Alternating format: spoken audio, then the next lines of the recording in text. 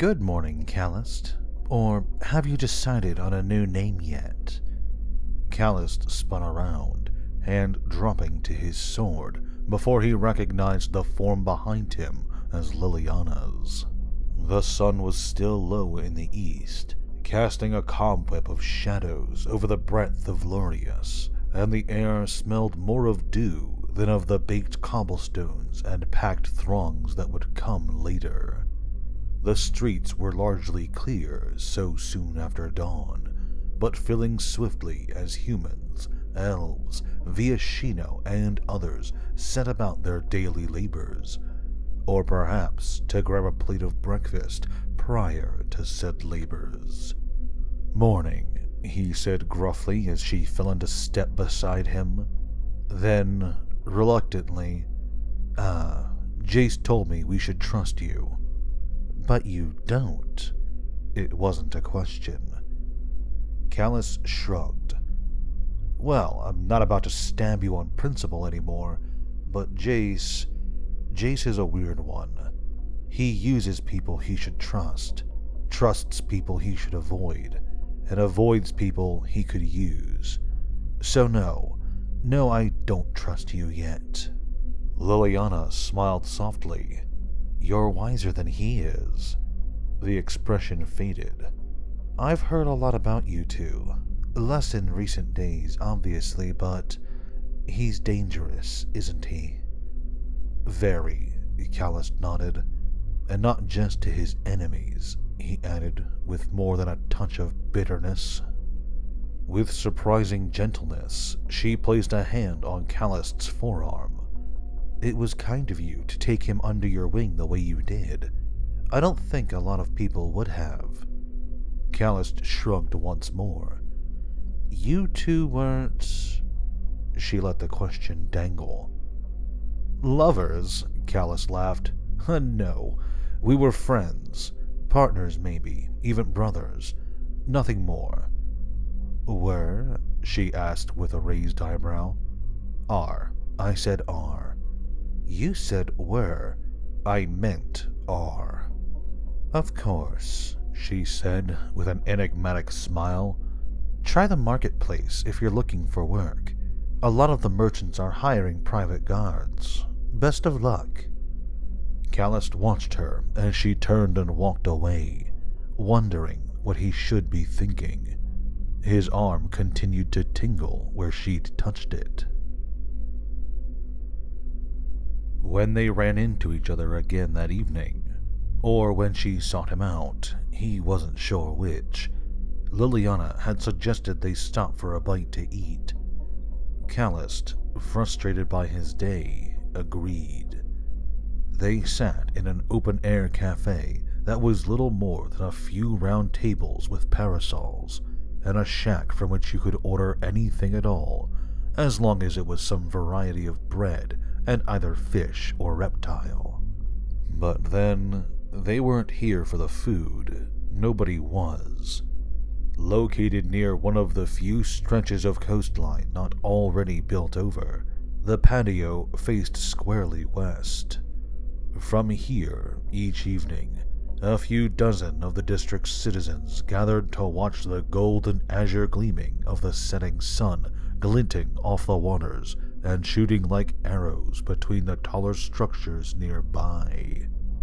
Callist tried to appreciate it, thank Liliana for showing it to him, but his heart wasn't in it. The third time she caught him stirring his fishy stew and grumbling under his breath, Liliana actually stamped her foot. "Spit it out," she insisted, "before you choke on it. This wretched stew's hard enough to swallow on its own." "I'm not supposed to be here," he told her. "And we are? You think I like living here? You think he does?" "It's all very well for the two of you," Callist snapped. "You can walk between whole bloody worlds. You don't like your life? Hey, go find another one." "If you truly think it's that simple," she breathed, and suddenly her voice could have frozen the nearby sea itself. "You're the biggest fool I've met on any world." All right, maybe, he replied, moderating his own tone somewhat. But my point is, you're used to being uprooted, to seeing everything you know fall behind you. I was supposed to be with the consortium for the rest of my life. I liked it there. And then Jace... He shook his head. He dragged me into a mess deep enough to drown in, and he won't even take responsibility for helping me make the best of it. He owes me, Liliana. He owes me a life. But try getting him to see it. It was my understanding, she said, turning so that the reflected lights flickered like a lover's touch over her face and hair, that he brought you along because he was trying to do the right thing. The right thing, Callist scoffed. We were assassins, Liliana. Since when did that matter? But yeah, Jace has gotten really big on doing the right thing for Jace. If he stopped to give 2 seconds thought as to whether it was the right thing for anyone else, well, that'd be 2 seconds more than he's ever done before. Smiling, Liliana put a hand on his. Callist couldn't begin to decide if it was just a friendly gesture or something more. This place isn't that bad, Callist, she told him seriously. If you give it some time, I think you'll find... She stopped, her gaze suddenly rising over Callist's shoulder and out into the street. Darim, she called to the newcomer, who had been making his way toward the same patio, then slowed his pace as he saw who was waiting there. Come join us. Liliana, he greeted her with a smile, sliding between the neighboring tables. I was just looking for you. It's a fantastic view, isn't it? I'm sorry I missed most of it. He pulled up a chair and glanced to his right, his smile fading like the last of the daylight. Hello, Callist, he said more quietly, to be certain he wasn't overheard. Jace, or Darim, if you'd like. We were just talking about you. I'm sure you were. Despite Liliana's best efforts, the conversation ended soon after. Jace pushed open the door of the restaurant where he and Callist had first encountered Liliana, and to which he'd return, usually alone, a dozen times since. He'd learned more about it in the weeks since their arrival, so that it was no longer just that building with the faded sign. The tavern was owned by one Eshton, a man of some local celebrity, and boasted the astoundingly imaginative name of Eshton's Tavern.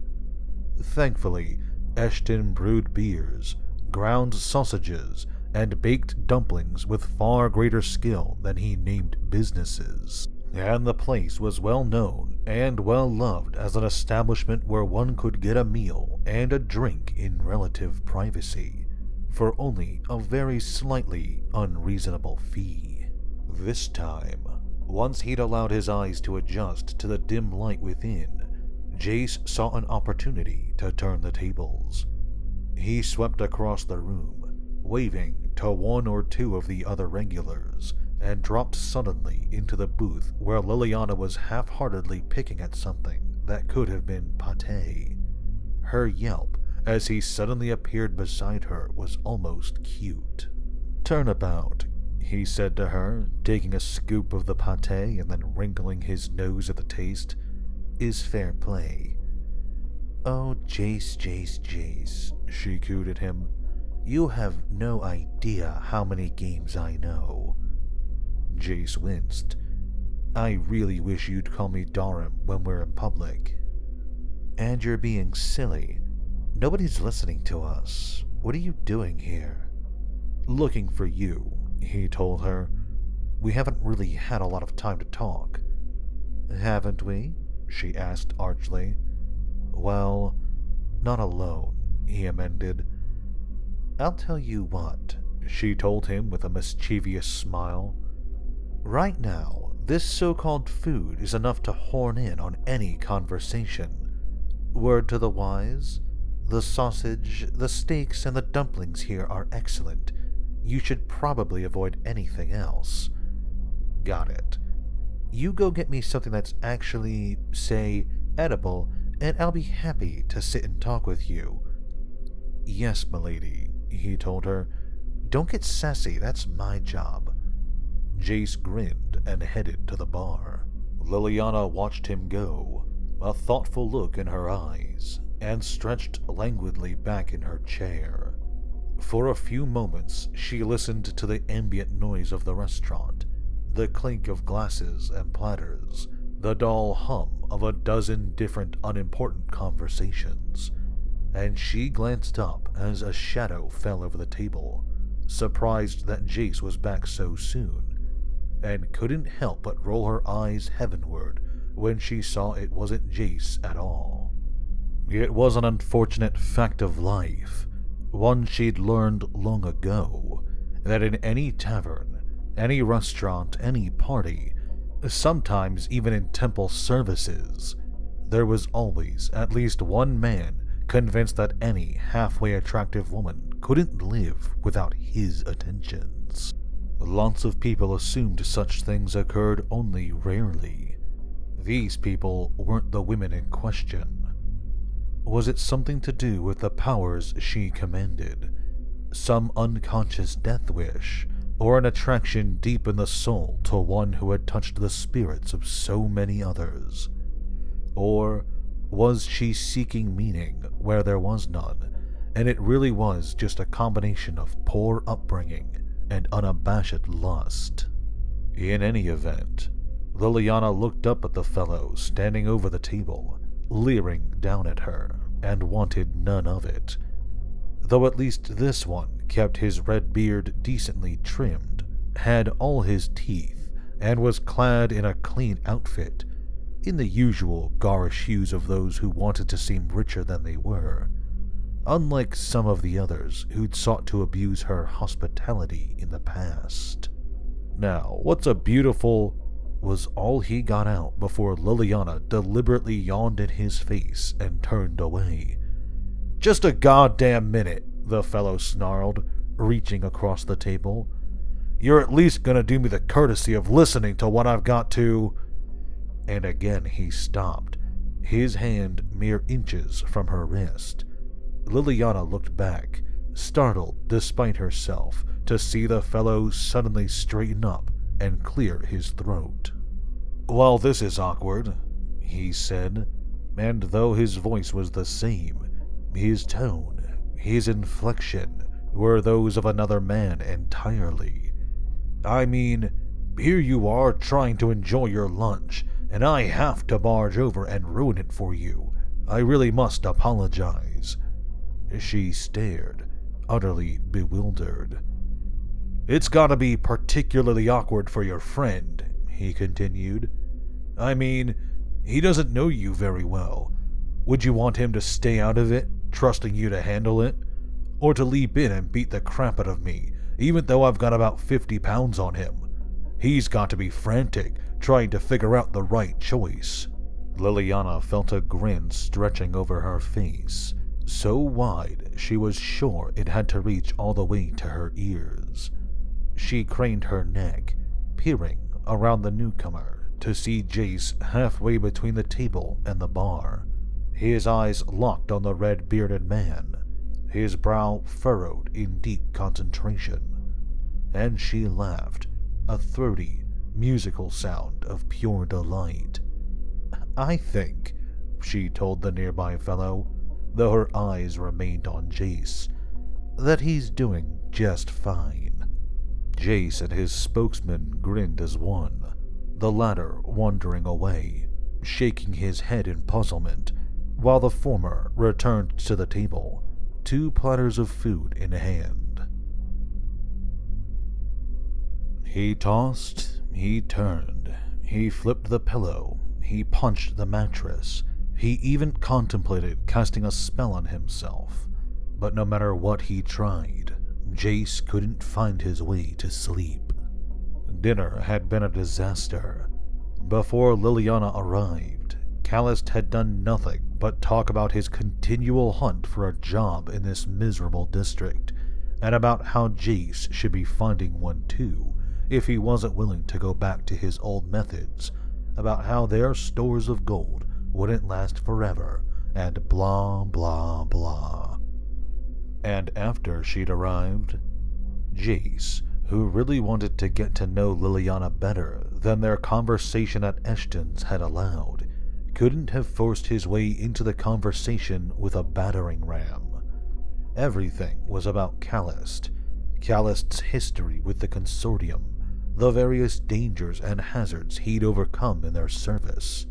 Sure, those often involved Jace as well, but he hadn't realized, until he heard someone else tell them, just how much those events had cast him as the sidekick, aiding Callist in his endeavors.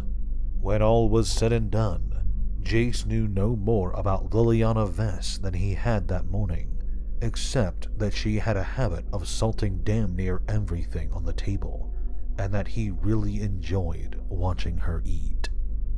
Finally, Jace rolled out of bed, bound and determined to wake Callist and have himself a good long rant.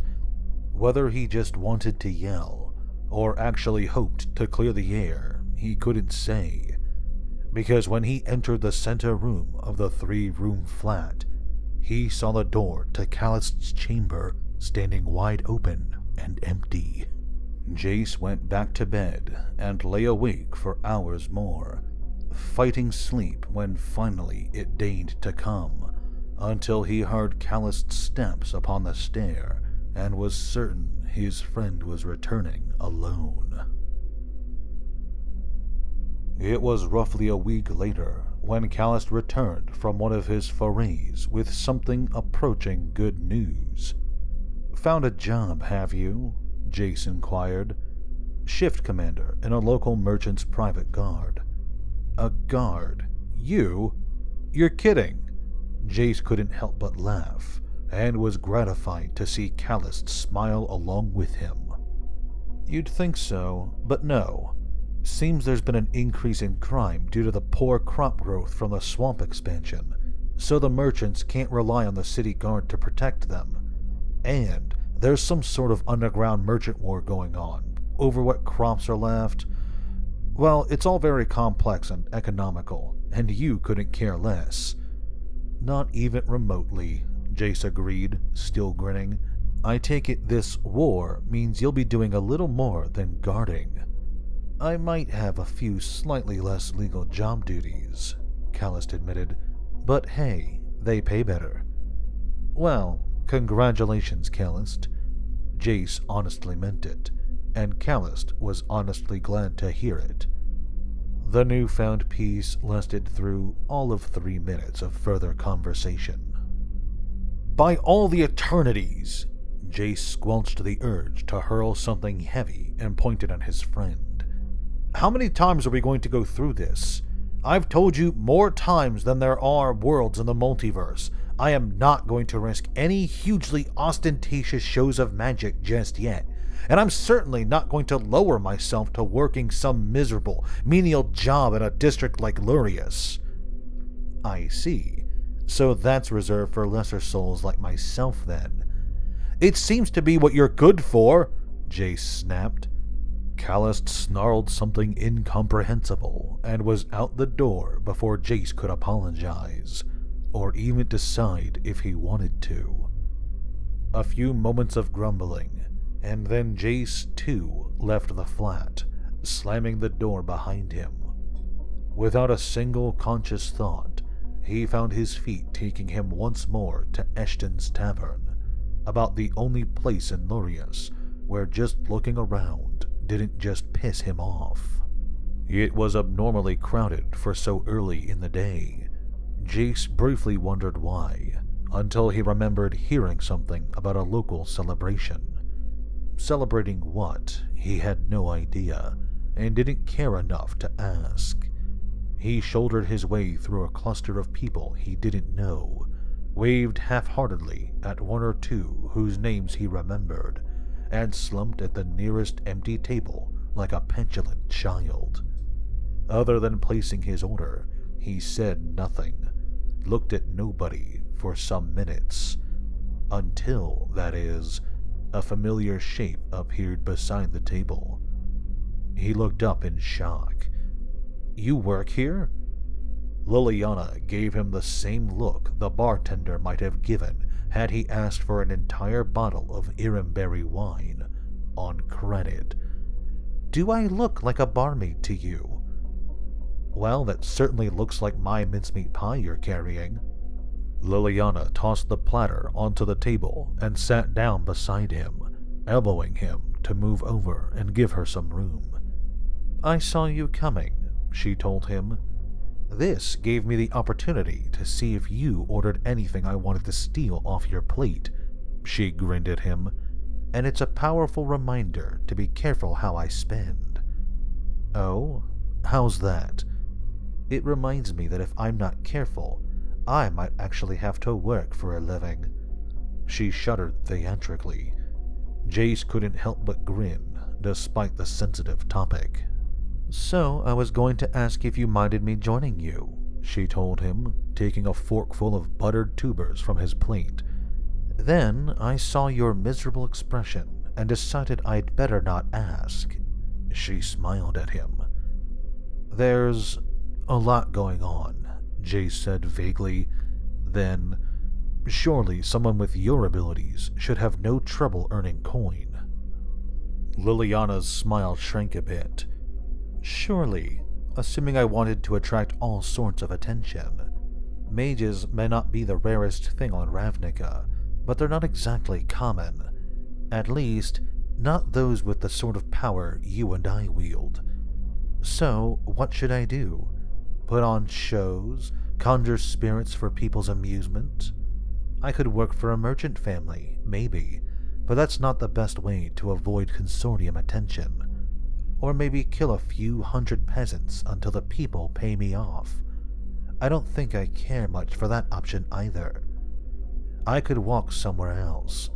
Thought about it more than once. But I don't really know anywhere I'd have many more options than Ravnica." "I'm a little surprised you haven't thought through the same thing, actually." "I have," Jace said with a frown. "I was just hoping you'd come up with something I hadn't." She chuckled. "Look at us, Darim. We're quite possibly two of the most powerful people on this world, and here we are discussing jobs and living expenses. Too bad we can't just turn fungi into gold, right?" "We were gods once," Jace quoted under his breath, then merely shook his head at her questioning glance. "I can't imagine it's a problem for you," he said, trying to cheer the conversation a bit. "That is, I can't imagine you'd have trouble finding any number of people to put you up for a while." He realized precisely what he'd said at about the same time she did, and blushed outrageously. But even as he opened his mouth to stammer an apology, Liliana burst out laughing. "You haven't known many women, have you?" she teased him. Jace raised an eyebrow. "No, but I've always been a quick study," he replied mockingly. She turned demurely away, which was just as well. Jace would have been embarrassed for her to see the grin that nearly split his face. In fact, there had been a few women, albeit only a few, during his earlier years, and with most of those, he'd simply pulled their desires and preferences from their minds, and not at all since he'd come to Ravnica. When it came to doing things the old-fashioned way, he was almost as awkward as a prepubescent boy. Somehow, though, he didn't think he was comfortable admitting that to her. For a while longer they talked, Liliana telling Jace a few sparse details of her life.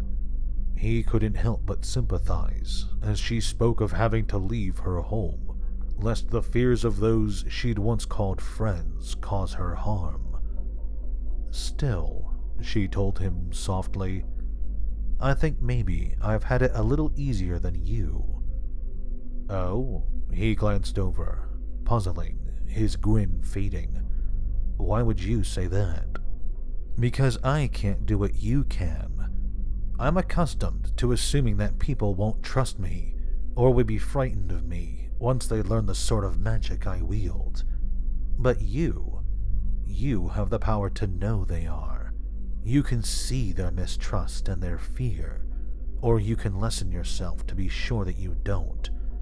I can't think of anything lonelier." It was all nonsense, Jace was certain. He'd never felt that way. Never. But he couldn't seem to bury the doubt that began to cloud his thoughts. Before he could decide what to say, he heard a familiar voice at the door of Eshton's tavern, greeting a few of the gathered customers. Jace rose and saw Callist glancing around as though looking for someone. And that someone, to judge by his eager expression, was not Jace. "At least," Jace said, his own voice suddenly angry, "not everyone has to be as lonely as I apparently am." And with that he was gone, before Liliana could open her mouth to reply. When he returned, after many hours of stomping around the city like an angry giant, he was greeted by a wall of sound, music and laughter, drinking and dancing. The celebration of whatever the hell Lurius had to celebrate was in full swing, and he gave serious thought to coming back some other time. The last thing he wanted to deal with was a cheerful crowd. Then he thought about trying to sleep, sighed, and stepped through the door. The music that had been merely loud outside was a physical presence within, nearly potent enough to leap bodily on the newcomer and demand his coin purse. The stage was full to bursting, and many of the booths had been dragged aside to provide a larger dance floor. Several dozen customers whirled about in a flesh and fabric tornado, accompanied by a pair of minstrels in the corner who struggled to keep up. Elbowing and glaring his way through, Jace stopped at the very edge of the dance and waited until the rhythm brought Liliana to him. He was strangely relieved to discover that she wasn't dancing with anyone in particular. Their eyes met, and that relief was badly shaken at the ice in her expression. She stepped just far enough outside the ring of celebrants that she wouldn't block their path and glared at him. "Yes?" she asked, her voice carrying over the music. "Liliana, I wanted—" He trailed off, wondering where Callist had gone. "You wanted?" she prodded coldly. "I wanted to apologize," he shouted, loudly enough that several nearby customers glanced at him, drew their own conclusions, and snickered. "I shouldn't have—" He trailed off and shrugged. "Shouldn't have been a rude bastard to someone who was trying to be kind to you," she demanded. Yes," Jace said, deflating. "All right, apology accepted." Jace saw a brief flash of a grin, a slender arm darting out like a snake, and then he was in the midst of the dancers before he knew what happened. The next few moments were a blur. Jace had no time to think, let alone to speak, as he struggled with everything he had to keep up. Finally, when he felt that it was a race to see whether his feet would fall off before the sweat washed the nose and lips from his face, Liliana finally guided him away from the throng and into a booth that was miraculously empty of other customers. "You know, you're a halfway decent dancer." "I'm a lousy dancer," Jace said, panting, tapping a finger to the side of his head. "But that fella over there, in the black and green, he's an excellent dancer." Liliana's jaw dropped, and then she laughed. "Why, Darim, are you trying to impress me?" only if it's working. Then, Liliana, I really am sorry. I know, she told him. Jace grinned weakly. Will you still believe me when I ask again where Callist is? She frowned, then shrugged. Callist left. Politely, she added, poking Jace in the stomach with a finger, when I made it clear that he'd misinterpreted the nature of our burgeoning relationship. Oh? Jace felt his chest pounding faster than it had during the dance. And, what about our burgeoning relationship? Liliana smiled coyly and ordered another drink. I don't know. Do we have one?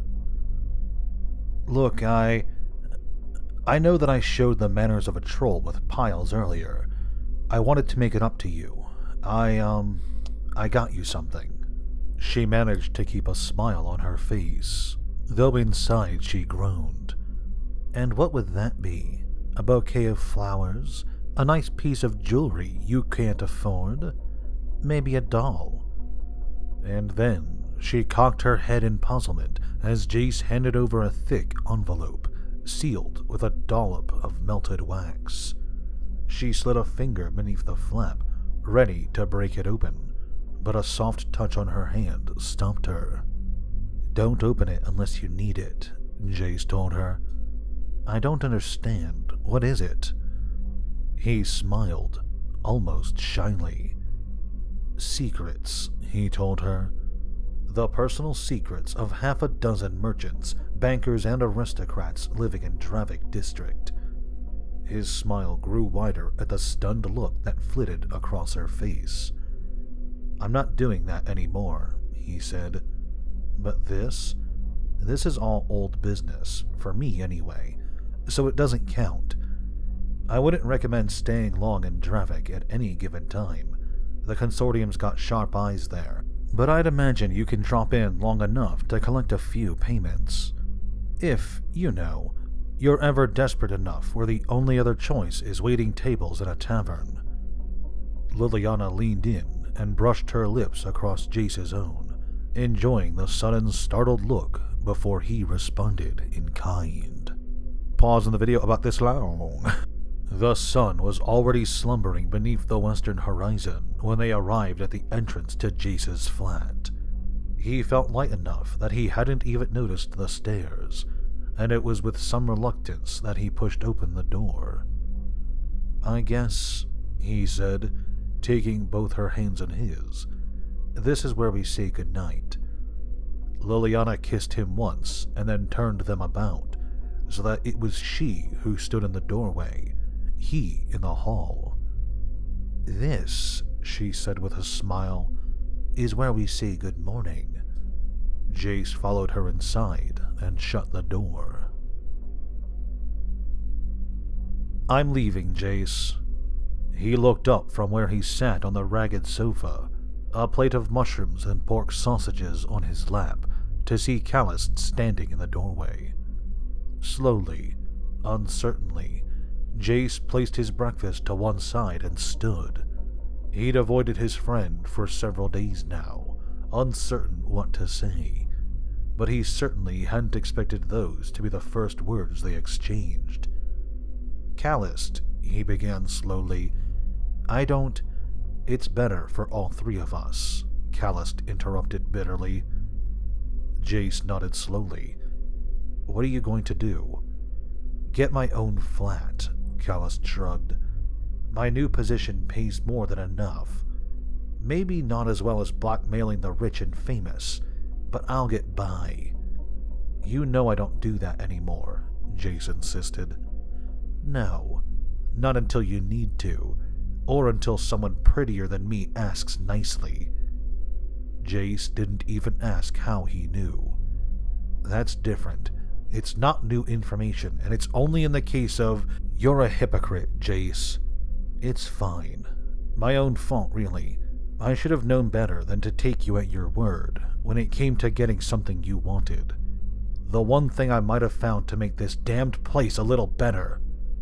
She was never yours, Jace shot to his feet, fists clenched. Never. Because you wouldn't give us the chance, Callist shot back. It's not enough that you took away everything I had. Took away... Damn it, Callist, I saved your life. You call this a life? His jaw opened to argue, to berate his friend for such an arrogant, narrow view of Lurius, of existence beyond the infinite consortium.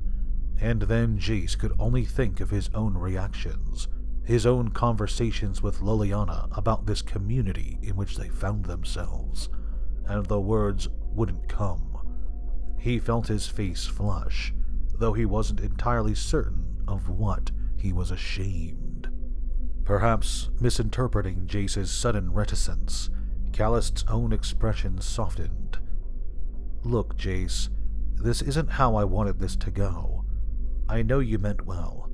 Whatever else might have happened, I owe you thanks for that, and I've never said it. It was magnanimous, maybe more so than he really meant, or than Jace really deserved. But then, he was the one leaving, the one with a future, so he could afford to be. The mage looked up once more, his eyes bright.